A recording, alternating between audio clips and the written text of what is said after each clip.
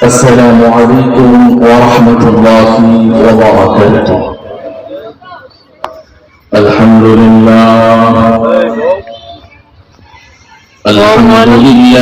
وكفى وسلام على عباده الذين اصطفى. أما بعد فقد قال الله تعالى في كلامه المجيد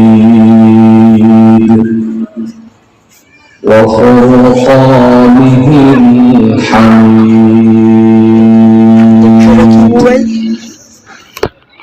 أعوذ بالله من الشيطان الرجيم.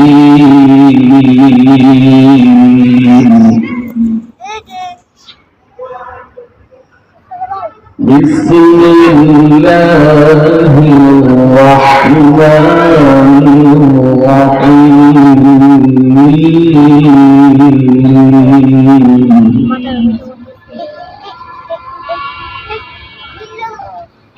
يا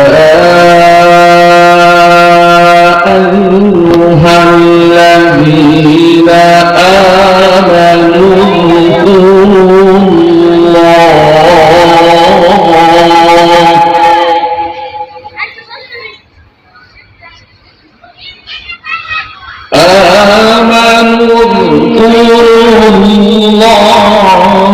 ذكرا كثيرا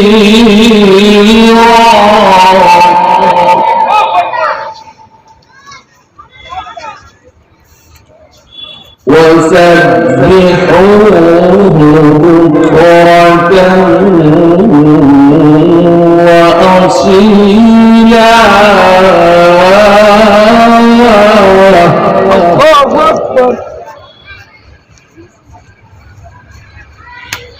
وسبحوه بكرة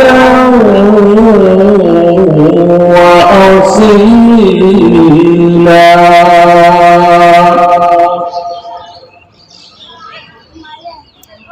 صدق الله العظيم وصدق رسوله النبي الكريم ونحن على ذلك من الشاهدين والشاكرين والحمد لله رب العالمين.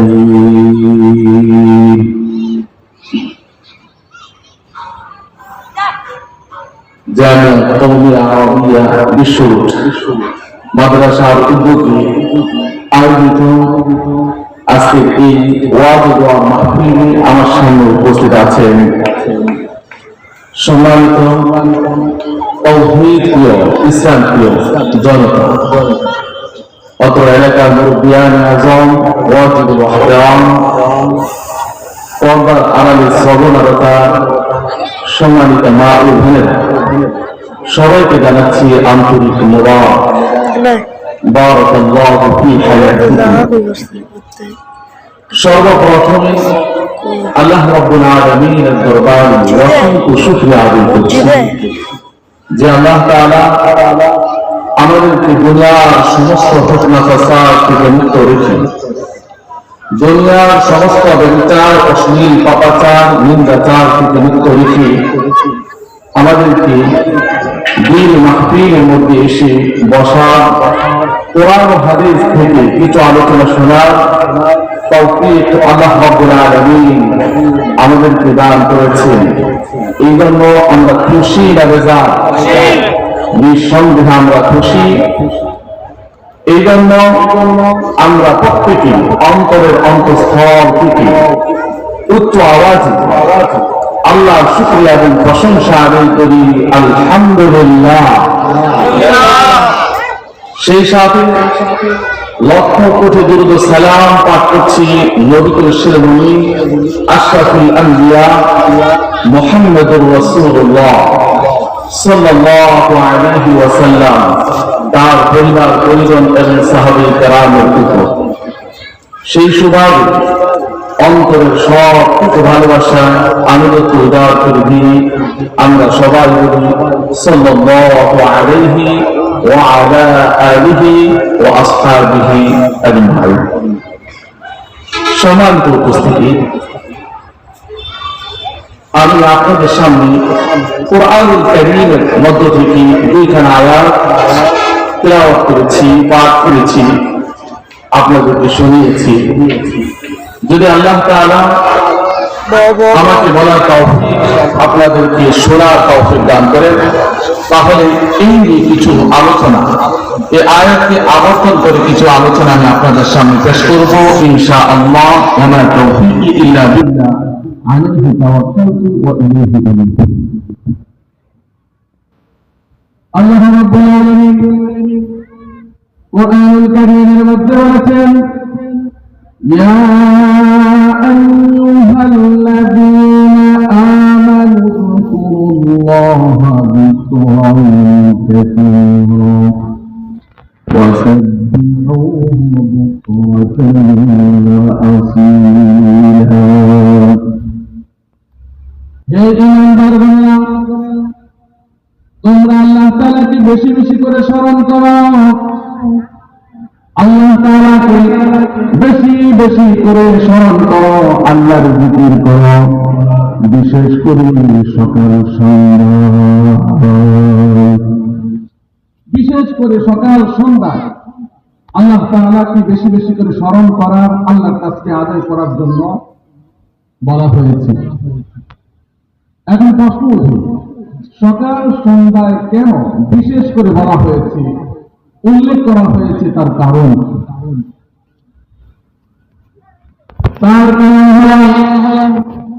সকাল সন্ধ্যা এমন কিছু আদিয়াই মাসনুদ হাদিসে বর্ণিত, কোরআনের বর্ণিত এমন কিছু দোয়া, এমন কিছু আয়াত রয়েছে, যদি কোনো ব্যক্তি এগুলি সকাল সন্ধ্যায় এর উপর আমল করে পাঠ করে, তাহলে আল্লাহ রাব্বুল আলামিন তাকে সকাল থেকে সন্ধ্যা পর্যন্ত, সন্ধ্যা থেকে সকাল পর্যন্ত সব ধরনের বিপদ আপদ থেকে হেফাজত করবেন। সুবহানাল্লাহ।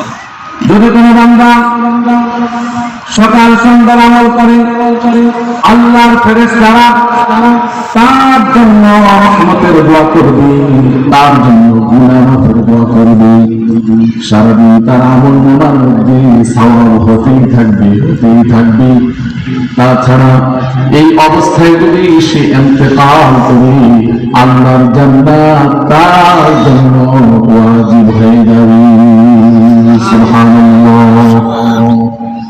তাছাড়া মানুষের আমলগুলি আল্লাহ রাব্বুল আলামিনের কাছে 4 ধাপে পেশ করা হয়। প্রতিদিন মানুষের আমলগুলি আল্লাহর কাছে পেশ করা হয়।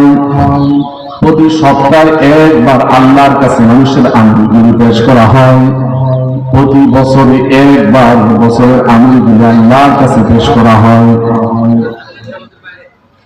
তার সারা জীবনের আমলগুলি মৃত্যুর পর একসাথে আল্লাহর কাছে পেশ করা হয়। প্রতিদিন তার আমলগুলি আল্লাহর কাছে 2 বার পেশ করা হয়। রাতের আমলগুলি রাত শেষে, দিন শুরু হওয়ার শুরুতে, রাত শেষে দিন হওয়ার শুরুতে, ফজরের সময় তার আমলগুলি আল্লাহর কাছে পেশ করা হয়। দিনের আমলগুলি দিন শেষে, রাতের শুরুভাগে, মাগরিবের আগে, আসরের পরে তার আমলগুলি আল্লাহর কাছে পেশ করা হয়। এই জন্য ফজরের নামাজের গুরুত্ব বেশি, এই জন্য আসরের নামাজের গুরুত্ব বেশি। যদি বান্দা আসরের নামাজ জামাতের সাথে আদায় করে, ফেরেশতা যখন ডিউটি শেষ করে আল্লাহ রাব্বুল আলামিনের কাছে যায়, আল্লাহ রাব্বুল আলামিন জিজ্ঞাসা করেন, তোমরা আমার বান্দাকে কি অবস্থায় রেখে দিয়েছো?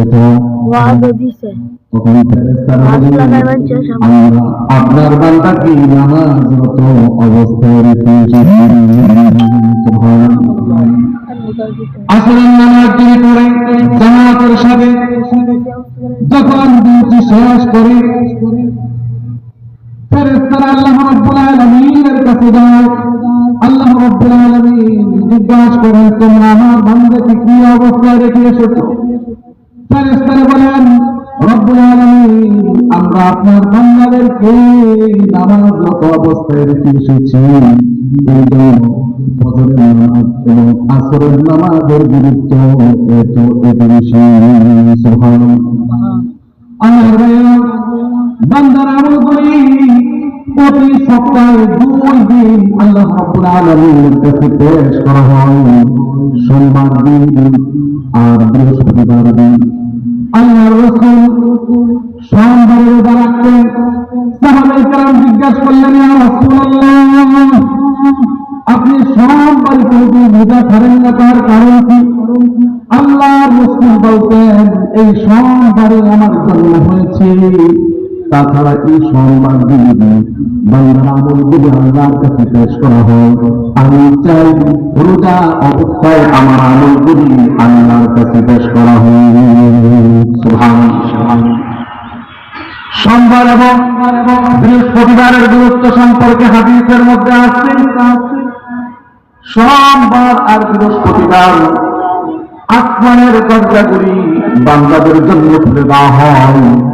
সব বান্দাদেরকে আল্লাহ রাব্বুল আলামিন ক্ষমা করে দেন, তবে যারা আল্লাহর সাথে শিরক করে তাদেরকে ক্ষমা করেন না। আরেক শ্রেণী আছে যারা ভাই ভাই দ্বন্দ্ব করে দ্বন্দ্ব লেগে থাকে, যতক্ষণ পর্যন্ত সংশোধন না হয় ততক্ষণ পর্যন্ত তাদেরকে ক্ষমা করা হয় না।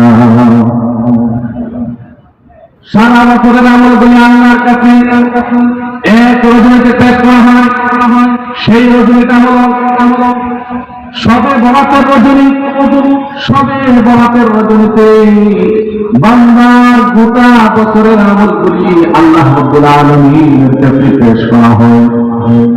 তাছাড়া 4 নম্বর হলো তার সারা জীবনের আমলগুলি একসাথে তার মৃত্যুর পর আমলনামা আকারে বই আকারে আল্লাহ রাব্বুল আলামিন তার সামনে পেশ করবেন। আল্লাহ রাব্বুল আলামিন তার সামনে পেশ করবেন। যেহেতু সকাল সন্ধ্যার আমল আল্লাহ রাব্বুল আলামিনের কাছে মূল্যবান, এই জন্য আল্লাহ তাআলা সকাল সন্ধ্যায় বেশি বেশি করে তার তাসবিহ আদায় করার জন্য বলে দিয়েছে। সুবহানাল্লাহ।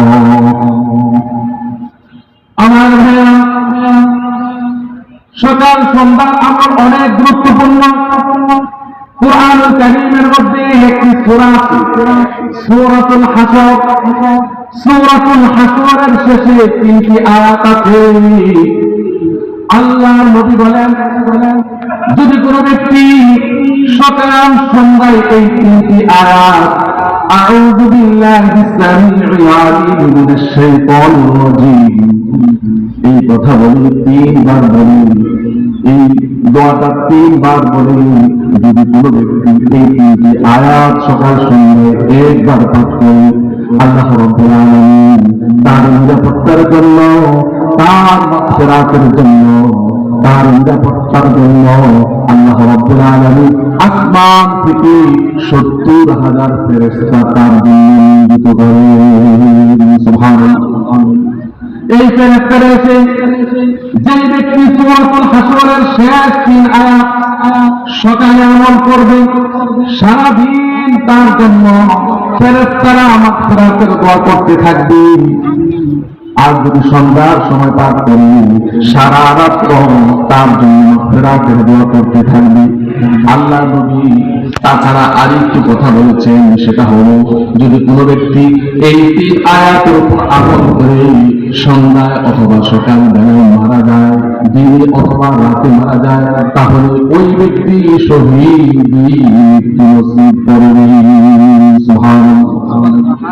আমার ভাইয়া, কুরআনুল কারীমের মধ্যে অনেক আয়াত আছে, 6666টি আয়াত আমাদের জানা মতে, প্রসিদ্ধ মতে কিন্তু সহিহ মত হলো 6236টি আয়াত।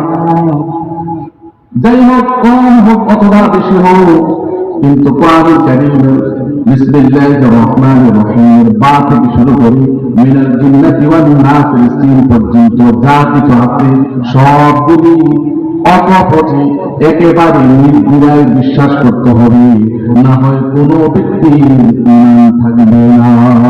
ঈমান থাকবে? কোন ব্যক্তি যদি এদের একটা অক্ষর অস্বীকার করে ঈমান থাকবে? কখনো নয়, ঈমান থাকবে না।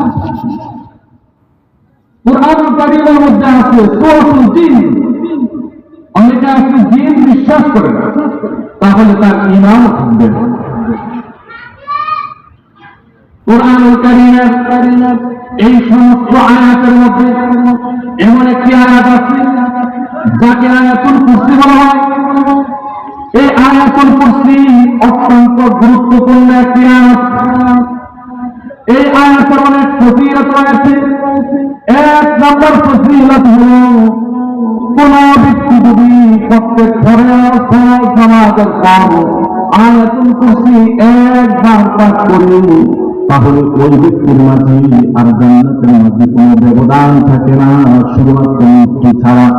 অর্থাৎ মৃত্যুবরণ করার সাথে সাথে ওই ব্যক্তি জান্নাতি হয়ে যাবে। আয়াতুল কুরসির 2 নম্বর ফজিলত হলো যেই ঘরের মধ্যে আয়াতুল কুরসি পাঠ করা হবে ওই ঘর থেকে শয়তান চলে যাবে, রহমতের ফেরেশতা ওই ঘরের মধ্যে প্রবেশ করবে। 3 নম্বর ফজিলত হলো আয়াতুল কুরসি যদি কোনো ব্যক্তি ঘুমানোর পূর্বে পাঠ করে ঘুমায়, তার নিরাপত্তার জন্য, তার জান মালের নিরাপত্তার জন্য, তার সন্তান সন্ততির নিরাপত্তার জন্য আল্লাহ রাব্বুল আলামিন আসমান থেকে তার জন্য ফেরেশতা নিয়োজিত করে। সুবহানাল্লাহ। 4 নম্বর ফজিলত হলো কোন ব্যক্তি যদি আয়াতুল কুরসি পাঠ করে ঘর থেকে বের হয়, ঘরে ফিরে আসা পর্যন্ত ওই ব্যক্তি আল্লাহর জিম্মায় চলে যায়। আল্লাহ রাব্বুল আলামিন তার জন্য জিম্মাদারি নেন, ওই ব্যক্তি আল্লাহর জিম্মায় চলে যায়। 5 নম্বর ফজিলত হলো কোন ব্যক্তি যদি অন্তত 3 বার আয়াতুল কুরসি পাঠ করবে, আল্লাহ রাব্বুল আলামিন তার যাবতীয় যত টেনশন আছে সবগুলি আল্লাহ তাআলা দূর করে দিবেন। সুবহানাল্লাহ। একটি মাত্র আয়াত, এই আয়াতের এত ফজিলত কেন, এই তাৎপর্য কেন, এই আয়াতের এত মূল্য কেন? বলা হয় যে এই আয়াতের মধ্যে আল্লাহ রাব্বুল আলামিনের 10টি গুণ রয়েছে যা অন্য কোন আয়াতের মধ্যে একসাথে নেই, যার কারণে এই আয়াতের মর্যাদা অনেক অনেক বেড়ে গিয়েছে, অনেক অনেক বেড়ে গিয়েছে। 2 নম্বর কারণ হলো আয়াতুল কুরসি, তার মধ্যে আল্লাহ রাব্বুল আলামিনের ইসমুল আযম রয়েছে, ইসমুল আযম রয়েছে, যার কারণে আয়াতুল কুরসির মর্যাদা অনেক অনেক বেড়ে গিয়েছে। ইসমে আযম কি? ইসম শব্দের অর্থ হলো নাম, আযম শব্দের অর্থ হলো মহান। ইসমে আযম আল্লাহ তাআলার মহান নামকে ইসমে আযম বলা হয়। আল্লাহ রাব্বুল আলামিনের অসংখ্য নাম আছে, তাফসীরে রূহুল বায়ানের মধ্যে আছে আল্লাহ রাব্বুল আলামিনের 3000 নাম রয়েছে। 1000 নাম আল্লাহ তাআলা ফেরেশতাদের কাছে বলেছেন, আর 1000 নাম আল্লাহ তাআলা নবী রাসূলদের কাছে বলেছেন। 300 নাম তাওরাতে রয়েছে, 300 নাম জাবুরের মধ্যে রয়েছে, 300 নাম ইনজিলের মধ্যে রয়েছে, কুরআনুল কারীমের মধ্যে আছে 99টি। আল্লাহ রাব্বুল আলামিনের আল্লাহ নামটি হলো আল্লাহ তাআলার ব্যক্তিগত নাম, আর বাকিটি হলো গুণবাচক নাম, এগুলিকে আসমাউল হুসনা বলা হয়। কুরআনুল কারীমের মধ্যে বলা হয়েছে লিল্লাহিল আসমাউল হুসনা ফাদউহু বিহা। আল্লাহ রাব্বুল আলামিনের অনেক সুন্দর সুন্দর নাম রয়েছে, তোমরা সেই নামগুলো ধরে ধরে তোমরা আল্লাহকে ডাকো। হাদিসের মধ্যে বিশ্বনবী বলেছেন ইন্না লিল্লাহি তিসআতান ওয়া তিসঈনা ইসমান, আল্লাহ রাব্বুল আলামিনের 99টি নাম রয়েছে। মান আহসাহা দাখালাল জান্নাহ, যে ব্যক্তি এই নামগুলি মুখস্থ করবে, আমল করবে, ওই ব্যক্তি জান্নাতের মধ্যে প্রবেশ করবে। সুবহানাল্লাহ। ইসমুল আযম কোনগুলি? ইমাম আবু হানিফা রাহমাতুল্লাহ আলাইহি বলেন ইসমে আযম হলো আল্লাহ তাআলা আল্লাহ নামগুলি, আল্লাহ নাম এটা হলো ইসমুল আযম। কারণ কোরআনুল কারীমের মধ্যে আল্লাহ এই নামটি অধিকবার এসেছে, অনেকবার এসেছে, অসংখ্যবার এসেছে। এই জন্য তিনি বলেন ইসমে আযম হলো আল্লাহ। ইসমে আযম হলো কি? আল্লাহ। আবার কেউ বলেছেন ইসমে আযম হলো আল হাইয়ুল কাইয়্যুম।